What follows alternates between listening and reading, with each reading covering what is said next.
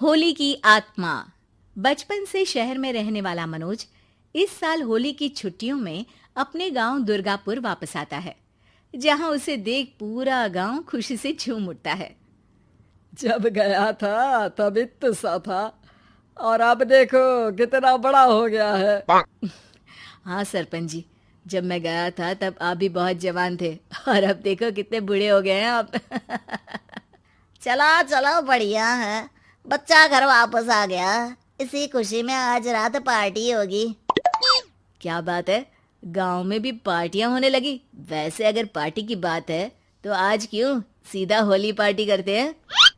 Holi party की बात सुन चहल पहल में अचानक सन्नाटा छा जाता है, जिसे देख मनोज को कुछ अजीब लगता है, लेकिन तभी सरपंच बात पलट देता है।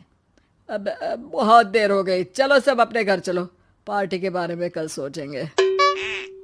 मनोज भी मम्मी पापा के साथ घर आ जाता है, पर होली पार्टी और उस पर पूरे गांव की खामोशी वाली बात अभी तक उसके जहन से निकलती नहीं। पापा, होली पार्टी की बात पर सब चुप क्यों हो गए थे। अरे होगी उनकी कोई अपनी बात। मुझे गांव की पंचायत ही थोड़ी पता है। थक गया हूँ, चलो सो जाते हैं, कल बात करते हैं। पापा की बात मानते हुए मनोज भी सोने चला जाता है। आज तो छुपा लिया, लेकिन हफ्ते बाद जब होली का दिन आएगा तब इसे कैसे रोकोगे। अगली सुबह सूरज के साथ ही मनोज भी गांव घूमने निकल जाता है, जिस पर रास्ते में उसे अपनी ही उम्र के कुछ लड़के भी मिलते हैं, जिनसे दोस्ती कर अब वो उनके साथ घूमने लगता है। इसी तरह कुछ दिन बीत जाते हैं और होली नजदीक आने लगती है। दोस्तों, होली में 4 दिन ही बचे हैं, पर गांव में उसकी कोई तैयारियां क्यों नहीं दिख रही। क्योंकि यहाँ होली नहीं मनाई जाती।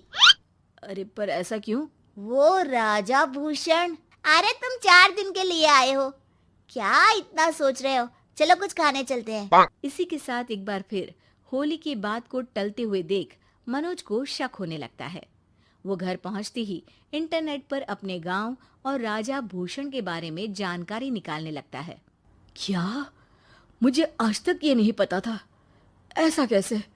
किसी ने मुझे कुछ बताया क्यों नहीं? सारी जानकारी लेने के बाद मनोज गांव वालों या अपने मम्मी पापा से कुछ पूछे बिना खुद ही उसकी सच्चाई के बारे में छानबीन करने लगता है, जिसके चलते वो राजा भूषण की हवेली में पहुंचता है। वाह, क्या हवेली है यार। पर क्या यहाँ सच में कोई भूत है? हेलो भूत जी, कोई है क्या? हम इस साल गांव में होली सेलिब्रेट कर रहे हैं, क्या आप उस पर थोड़ा इंटरव्यू देंगे? मनोज के ऐसा बोलते ही गांव में तूफान उठ जाता है और हवेली में रखी सारी चीजें हिलने लगती है। एक अदृश्य शक्ति मनोज को धक्का देकर हवेली से बाहर निकाल दरवाजा बंद कर लेती है। ये सब देख मनोज हैरान रह जाता है। क्या अभी मुझे हवा ने धक्का देकर बाहर निकाल दिया? मेरे होते हुए इस गांव में कभी होली नहीं मन सकती, इसलिए दोबारा ऐसी कोशिश भी मत करना, अंजाम बुरा होगा।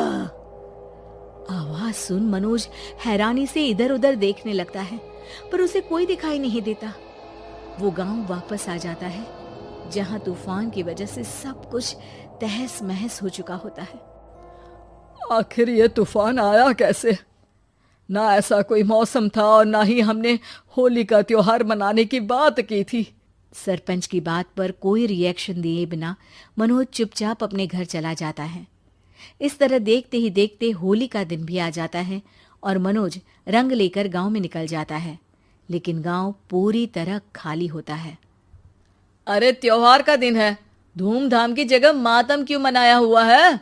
मनोज की आवाज सुन सब अपने घर की खिड़कियां खोल के घर के अंदर से ही उसे वापस जाने के लिए कहने लगते हैं, पर वो किसी की नहीं सुनता। तुझे पहले भी समझाया था, अगर होली खेलने की कोशिश भी की तो अच्छा नहीं होगा। अरे बात मान लो बेटा, तुम्हें सच नहीं पता। मुझे सब पता है। सालों पहले इस राजा ने एक अंधविश्वास फैलाया और आप लोग आज तक उसे मानते आ रहे हो। अरे बेटा, जब तुम पैदा भी नहीं हुए थे उससे भी बहुत पहले से इस गांव पर होली का श्राप है। अगर गांव में होली का त्योहार मनाया जाता है तो प्रलय आना पक्की बात होती है।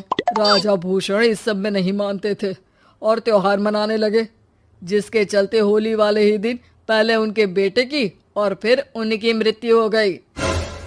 तभी से गांव की रक्षा के लिए उनकी आत्मा उस हवेली में रह रही है। सबकी बातें सुन मनोज उलझन में पड़ जाता है।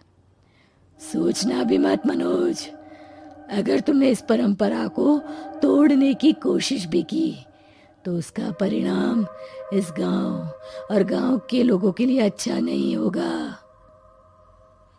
मुझे भी यकीन नहीं हो रहा कि आप लोग एक बेतुकी बात को मानकर सालों से रंगों के त्योहार को मातम की तरह मनाते आ रहे हो। मनोज किसी की कोई बात ना मानते हुए पूरे गांव में रंग बिखेर देता है, जिसके तुरंत बाद वहां तूफान के साथ बिजलियां गरजने लगती है। अचानक मौसम में ऐसा बदलाव देख जहां मनोज कंफ्यूजन में आ जाता है, वहीं गांव वाले डर से सहम जाते हैं।